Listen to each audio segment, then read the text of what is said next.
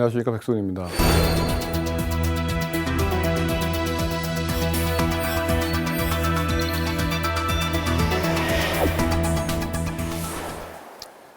이번에는 지난번에 이어서 빅데이터를 이용한 생산성 향상이라는 부분에 대해서 얘기를 해보겠습니다.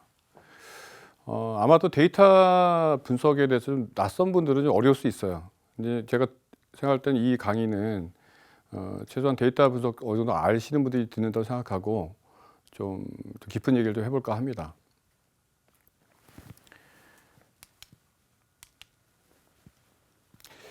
생산성 향상이라는 부분에 대해서는 사실들 뭐 얘기는 많이 하죠. 기업 현장에서는 늘 하는 얘기, 생산성 향상에 대한 얘기를 하게 됩니다. 근데 생산성 향상을 얘기를 할 때 보면 이렇게 얘기하는 분이 많이 있어요. 근데 뭐 계획을 짤 때 윗분들이 이렇게 얘기하죠. 잘 짜라, 잘 하자. 근데 그 잘이란 말이 사실 굉장히 애매한 말이라는 얘기죠. 근데 우리가 그 잘이란 말을 이렇게 해석할 필요가 있다는 얘기입니다. 즉 잘이란 말은 최적화라는 얘기죠. 최적화. 그러니까 생산성 향상의 다른 말 제가 번역을 한다면 최적화시키는 방법을 찾는 거예요. 그 상황을. 그래서 제가 오늘 이제 얘기할 것은 그 생산성 향상이라는 것과 빅데이터 환경을 결합시키는 방법에 대한 얘기를 좀 해볼까 합니다. 좀 어려운 얘기 나오는데 최적화라는 의미가 뭐냐? 여기 이제 사례가 있어요. 왼쪽에 이제 좀 길게 글이 있는데요. 어떤 한 회사가 생산 계획을 짜고 있는 겁니다. 그러니까 생산 계획을 짤 때 이들이 고려하고 있는 게 뭐냐면 생산 계획을 짤 때 목표를 이렇게 잡고 있는 거죠. 제품 A하고 B가 있는데 A 제품 하나 만들 때 이제 기대할 수 있는 수익이 7만 원이고 B 제품은 12만 원이라는 얘기죠. 그리고 각각에 대해서 그 만들 때 들어간 비용에 대한 정보가 있는데 원자재는 9개, A 제품은 B 제품은 전력이 4kW, 인력은 3 메인대가 필요하고 B 제품도 마찬가지 정보가 있죠. 또 한 가지 정보가 있어요. 뭐냐면 각 제품을 만들기 위해 필요한 원료라든지 전략이나 인력에 대한 어떤 제한, 리소스 제한이 있다는 거죠. 각각 360개가 있고 전력은 200kW, 인력은 300맨데이가 가능하다는 거죠. 한 달에. 자, 이 문제를 이제 우리가 놓고 그냥 이렇게 얘기한다는 거죠. 잘 짜라, 계획을. 근데 이 문제는 사실 이렇게 정의가 할 수 있었던 겁니다. 수식적으로 보면. 이 Z가 전체 이익인 거예요. 그래서 단위는 이제 만 원이라 본다면 7x 플러스 12y, XY가 뭐냐면 각 X는 A 제품의 생산량, Y는 B 제품의 생산량인 거죠. 그래서 각각 7과 11을 곱해서 더해주면 이게 뭡니까? 총 이익이 되는 거죠. 그 밑에 있는 거 뭐예요? 9x 플러스 4y라고 하는 거는 9라는 게 A 제품 하나 만들 때 들어간 원자재의 필요량이죠. 4는 B 제품 만들 때 들어가는 원자재의 양. 그래서 그 두 개 합한 것이 어떻게 된다? 360이라고 하는 원자재의 한 달 상한선 안에 들어가요. 그래서 작거나 같다라고 해놓은 거죠. 자, 이런 식으로 똑같이 이제 문제가 정의가, 이게 제한 조건이고, 뭐 X가 0보다 크고, 이건 당연한 얘기예요. 왜냐하면 생산량인데 0보다 작을 수는 없잖아요. 그래서 이게 문제가 정의가 되면 이걸 이 다음에 처리는 누가 해줘요? 컴퓨터가 해줍니다. 여기까지 하고 컴퓨터 맡기면 컴퓨터가 알아서 이 문제의 답을 줘요. 그래서 A 제품 몇 개, B 제품 몇 개. 자, 이거는 여러분들 혹시 경영학이나 상공과 전공하신 분들은 아마 5할 시간에 배웠던 내용일 거예요. 근데 이런 최적화 개념이 사실 적용이 돼야 된다는 거죠. 또 다른 사례를 보겠습니다. 최소화 문제예요. 이 경우도 굉장히 복잡해 보이지만 사실 문제의 맥락은 뭐냐면 어떤 영양사분이 자기가 식단을 짤 때 식품을 구매하겠죠. 근데 식품 구매할 때 그 들어간 총 비용을 최소화시키는 방법을 찾고 있는 겁니다. 그분의 이제 태스크 중에 하나가 그거니까, 비용 절감이니까. 근데 그거 할 때 여기에 고려할 게 뭐냐면 아무리 싸게 하더라도 필요한 최소 비타민 필요량은 맞춰라. 그 정보가 여기에 있는 거죠. 그래서 보면 이 문제는 아까와 다르게 최대화 문제가 아니라 최소화 문제가 되는 겁니다. 각각의 비용을 다 더한 거를 최소화시키는 문제. 하지만 그때 어떤 거? 비타민에 대해서 최소 필요한 수량은, 그 필요량은 맞춰라. 또 이렇게 문제가 정의되면 누가 해줘요? 컴퓨터가 해결을 해주는 거죠. 또 다른 문제 보겠습니다. 이건 뭐 그 물리 쪽에서 일하시는 분은 많이 봤을 만한 그런 문제예요. 수송 문제죠. 이미 전 시간에서도 아마 CJ 대한통운 그 얘기를 했듯이 이런 문제가 늘 발생합니다. 뭐냐면 창고가 A하고 B가 있어요. 지점은 4개가 있어요. 가상이지만. 그리고 각각의 창고로부터 지점까지의 그 수송비가 여기 또 있죠. 그다음에 각 지점에 요구했던 주문량이 또 여기에 정보가 있습니다. 마지막 칸에 뭐가 있냐면 각 창고에 현재 갖고 있는 재고량이 들어가 있는 거예요. 자, 이 상황이에요. 이 상황에서 각 A 창고, B 창고로부터의 각 지점의 배송량을 어떻게 결정하는 것이 전체 수송비를 최소화시킬 것인가? 이 문제가 현재 이 최저가 문제의 가장 핵심이 되는 거죠. 그리고 거기 지켜야 될 문제들이 있겠죠. 아니, 제한 조건들이 있겠죠. 첫 번째 제한 조건은 뭐냐면 이 주문량을 맞춰줘야겠죠. 각 지점에 요구했던 그 주문량을 정확하게 맞춰주는 게 필요할 것 같고, 또 한 가지 뭐냐면 재고량보다 많이 보낼 수 없을 거 아닙니까? 이것도 제한 조건이 될 수가 있겠죠. 이런 식으로 우리가 갖고 있는 대부분의 어떤 문제들, 경영상의 문제들은 이런 식으로 다 수식화시켜서 정의할 수 있다는 거죠. 근데 이 수식화가 안 되니까 뭘 못해요? 최저가를 못하는 거예요. 감으로 하는 거죠.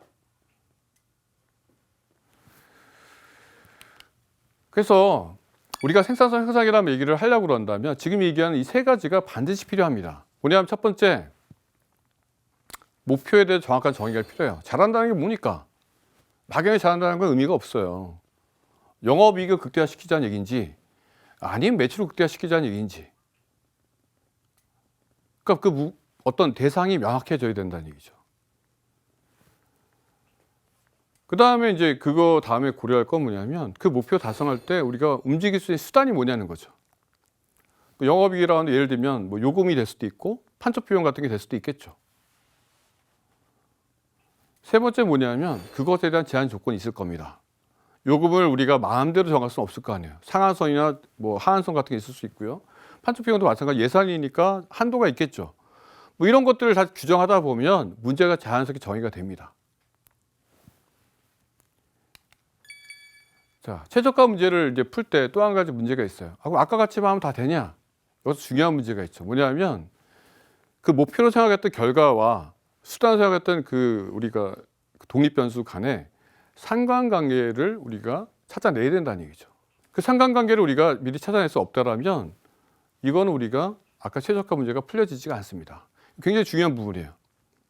그러니까 데이터 실제 분석하는 분들이 굉장히 많이 다루는 게 모델링이거든요. 그래서 y equal fx, 즉 y가 뭐냐면 결과 변수, x가 뭐냐면 우리가 수단 변수 또는 독립 변수라고 얘기하는 거죠. 그간의 어떤 함수 형태로의 상관관계 분석을 해내는 것이 전체적인 최저가도 굉장히 중요한 작업이라는 거죠.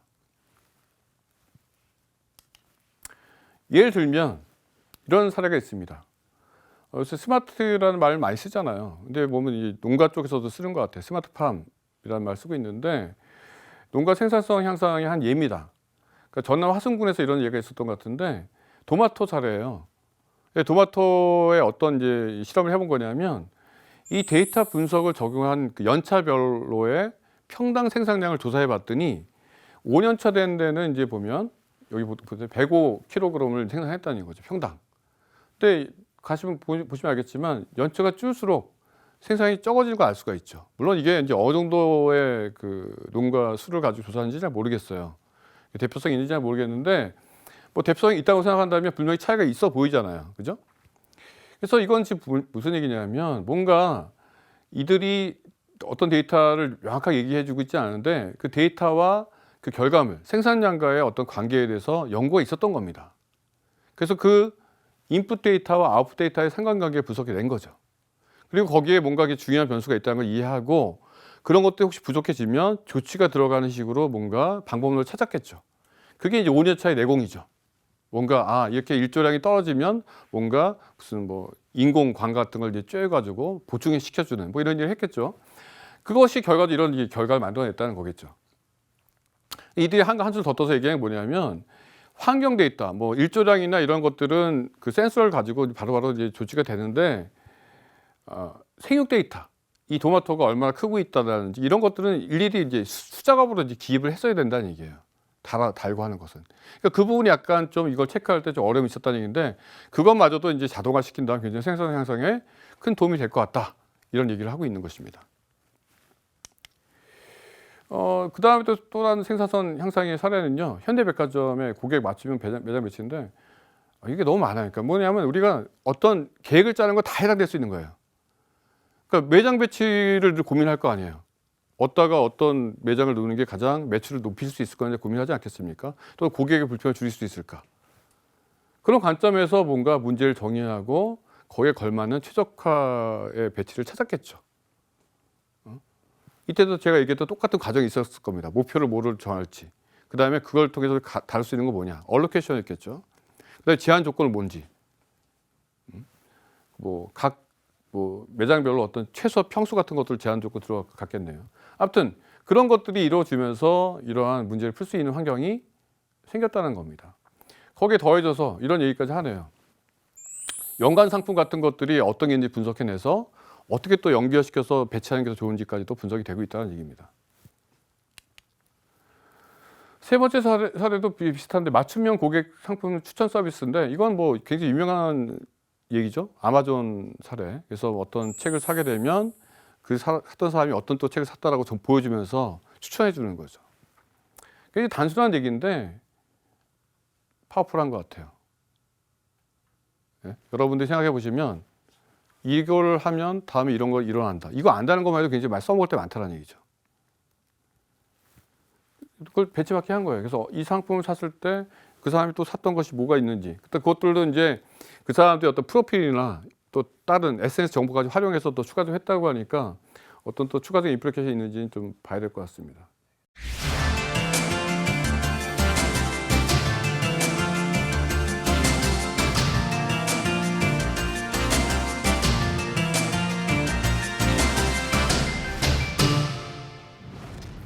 언더라이팅이라고 한다면 뭐냐면 이 심사라고 하는 건데요. 금융 쪽에서 이제 보면 많이 하게 되는 건데 이제 어떻게 심사를 할 거냐 사실 고민되는 부분이거든요. 과거엔 주로 이제 은행에서 주는 어떤 신용 정보 갖고만 주로 이제 이런 심사를 하게 됩니다. 근데 이제 점점 이제 빅데이터 시대가 되면서 다양한 정보를 활용하는 것 같아요. 이들이 보면 과거에서 벗어나서 추가적인 정보를 하다 보니까 이 새로운 사실을 알게 된 거죠. 단순히 고객의 건강검진에 나오는 기초적인 정보 외에도 생활 습관 같은 게 훨씬 더 영향을 많이 주더라는 거죠. 그러니까 이 고객을 이제 생명보험사니까 이제 우리가 가입시켰을 때 사망률이 낮아야지 이 회사는 돈 버는 거 아닙니까? 늦게까지 생존을 해야지만. 그랬을 때 생존율이 떨어지는 사람들 분석해 보니까 기본적인 어떤 문제가 있는 병적인 문제가 드러나는 사람보다도 오히려 생활 습관이 안 좋은 사람들이 더 빨리 이제 사망에 이르는 경우가 많이 있었다는 얘기죠. 그래서 그들은 바꿨어요. 이 평가 모델 자체를. 다음은 병원에서 있었던 사례인데요. 병상의 이제 배치를 최적화했던 거죠. 과거에는 그냥 민원이 오거나 이제 그냥 회의를 통해서 그냥 병상에 배치를 했다고 해요. 과별로. 근데 이 병원에서도 이런 생각을 하게 된 거죠. 뭐 실시간은 아니지만 준실시간적으로 이번에 병실의 가동률 같은 것들을 확인했던 거죠. 과별로. 생각보다 이거 많이 배치를 했는데 놀고 있어. 어떤 과는. 이런 게 잡히지 않겠습니까? 근데 그런 걸 이제 분석해서 이제 계속해서 이제 계절적 요인이라든지 추가적인 이제 그걸 고려해서 이제 가동률의 변화를 이제 체크하고 이에 따라서 이제 배치를 했더니 훨씬 더 이제 가동이 높아지는 결과를 가졌다는 얘기죠. 뭐 보시면 알겠죠? 비슷한 논리죠. 다 보면 목표는 뭐예요? 가동률을 높이기 위해서 최대화시키기 위해서 배치를 어떻게 할 거냐에 대한 문제를 고민하는 거죠. 제한 조건 뭐겠습니까? 수가 어떤 한계가 있겠죠. 그다음에 과별로 최소한의 요구하는 것들이 있을 거고 뭐 그런 것들을 집어넣어서 하다 보면 이 문제 역시 더 정의가 잘 될 것 같습니다. 그 다음 사례는 이제 RFID, 즉 이제 사물 인터넷 얘기가 조금씩 나오기 시작하네요. 이들이 바꾼 건 사실 별게 아닙니다. 그러니까 요새 도서관 가면 책 빌리잖아요. 근데 과거에 주로 했던 건 뭐냐면 바코드예요. 그래서 스캐너가 있어서 바코드가 하나씩 다 책을 이제 스캔을 해줘야 됩니다. 그렇지 않으면 이제 이제 빌리고 나갈 수가 없었던 거예요. 그래서 책을 많이 빌리고 나면 뭐 10권 빌리면 10권을 다 스캔을 했어야 되는 거예요. 근데 이제는 RFID가 되면 그럴 필요가 없다라는 거죠. 그냥 어떤 지역을 지나가게 되면 다 이제 체크가 돼 버리는. 그러니까 훨씬 어떤 그 빌리고 그다음에 다시 반납하는데 시간이 굉장히 단축됐던. 그래서 이 부분은 굉장히 단순한 생각인데 실제로 이렇게 생산 향상에 굉장히 도움이 되다 보니까 국내에서도 이제 도입을 한 데가 생겼던 것 같아요. 국내에서도 인하대가 도입했다는 사실을 제가 최근에 뉴스에 본 적이 있습니다. 비슷한 사례인데 이제 RFID 도입을 통해서 재고 관리 비용을 이제 최소화시켰던 거예요. 그러니까 세계 최대 문구 유통업체인데요. 이 스테이플사가 이건 이제 수동형 RFID가 있고 능동형 RFID가 있습니다. 그러니까 수동형은 뭐냐면 스캐너가 있어야지만 읽을 수 있는 거예요. 능동형은 자기 스스로가 그 신호를 보내서 체크할 수 있게 해주는 거죠. 그 부착해서 위치나 어떤 실시간적으로 재고가 얼마나 남았는지 알 수 있게끔 시스템을 구축했던 겁니다. 이걸 통해서 정확한 재고도 파악하고 상품이 어디에 있는지도 파악해서 여기에 따라서 이제 전체 재고 관리의 이제 효율성을 높였다는 얘기인데요. 또 재미있는 게 하나 있어요. 뭐냐, RFID를 재활용했다는 거죠. 그러니까 포스를 했을 때 수거됐을 때 그걸 버리는 게 아니라 재활용하다 보니까 원래 하나당 비용이 $6 정도 된다고 해요. 근데 이걸 30% 선까지 이제 다운시킬 수 있었다는 얘기죠. 그래서 여기까지 여러 가지 생산성 향상의 이제 사례를 이제 말씀드렸는데요. 구체적으로 그래서 우리가 어떻게 활용할 거냐, 이 문제를 좀 생각해 봐야 됩니다. 그럼 다시 또 원점으로 돌아가면 돼요. 아까 제가 생산성 향상할 때 생산성 향상이라는 거 다른 말로 뭐라고 했습니까? 최적화를 한다고 했죠. 그 최적화를 한다는 건 뭐냐? 문제 정의가 필요한 거예요. 내가 도대체 갖고 있는 현재 생산성 향상을 해야 되는 문제가 무엇인가를 정의해 보는 거죠. 그 다음에 그 문제에 들어가는 목표 변수와 수단 변수, 그걸 정의를 해야겠죠. 그리고 그거에 대한 적합한 데이터를 찾아야 될 것이고, 여기 하나 더 얹어지는 게, 여기까지만 하면 보통 데이터 분석과 똑같아요. 근데 하나 더 얹어지는 게 뭐냐면 빅데이터의 특성을 고려할 수 있는 그 데이터화 시킬 수 있는 게 없을까, 또는 그 과정을 바꿀 수 있는 게 없을까를 고민해 보는 거죠. 그 나머지는 비슷합니다. 그 Y와 X, 그러니까 종속 변수와 독립 변수 상관관계 분석을 해내는 거죠. 그걸 기반으로 뭐래요? 그다음 컴퓨터가 다 알아서 해줍니다. 뭐 그 앞에 이제 분석도 해주겠지만 최적화 방법을 찾아주는 거죠. 그렇다면 하나하나 보죠. 먼저 문제 정의를 생각해 보면 목표가 되는 변수가 무엇일까를 생각해 보는 겁니다. 이미 나왔던 거지만 뭐 토마토 예를 나왔었잖아요. 그들은 어떻게 했어요? 평당 생산량이죠. 또 어떤 분은 이제 양보다는 더 질이 중요하다, 당도를 얘기할 수도 있어요. 그죠? 평균 당도 같은 거.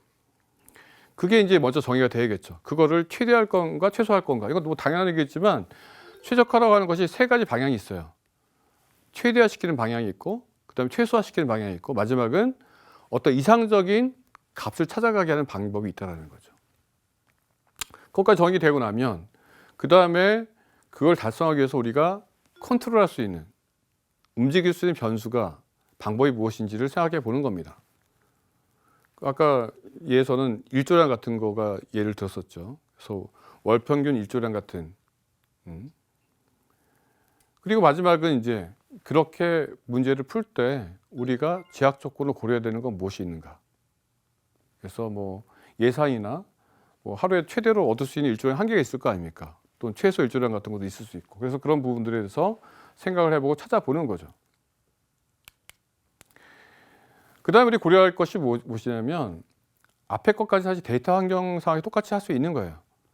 그렇다면 빅데이터 상황에서 새롭게 할 수 있는 게 뭐가 있을까를 생각해 보는 거죠.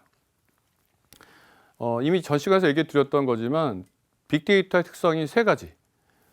실시간, 대량, 비정형. 이 세 가지 관점에서 뭔가 기존 데이터에서 할 수 없었던, 또는 우리가 생각하지 못했던 그런 것들이 뭐가 있을지를 한번 더 생각을 해보는 겁니다. 예를 들면 실시간의 대량 같은 건 이런 거죠. 월 단위로 수집하는 거를 일 단위나 뭐 시간 단위로 이제 수집할 수 있는 체계를 바꾸는 거예요. 월 단위는 어떤 월 단위 어마운트가 나오지만 일 단위나 시간 단위 가면 변화를 알 수가 있는 거지 않습니까? 또는 비정형 같은 경우 뭐가 있냐? 실적 외에도 이제 고객들이 우리 제품에 대한 평가 같은 걸 SNS에 올리는 것들까지도 한번 넓혀서 우리의 목표를 삼을 수 있다는 거죠. 그러니까 우리 제품의 고객 만족도를 최적화시키겠다. 뭐 이렇게까지 확장을 시킬 수 있다는 얘기입니다.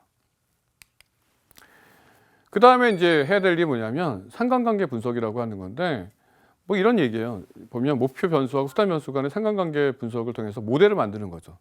보시면 알겠지만 뭐 A하고 B는 안 쳐져 있지만 로그 모델이네요. 뭔가 생산량과 일조량이 어떤 로그 모델 형태로 이제 규명이 될 수가 있다는 얘기죠. 이게 나오면 이걸 반영해서 최적 일일 일조량이 얼마가 되는지를 우리가 정할 수가 있다는 얘기입니다. 그리고 그거에 따라서 관리 방안을 만들면 되는 것이고요.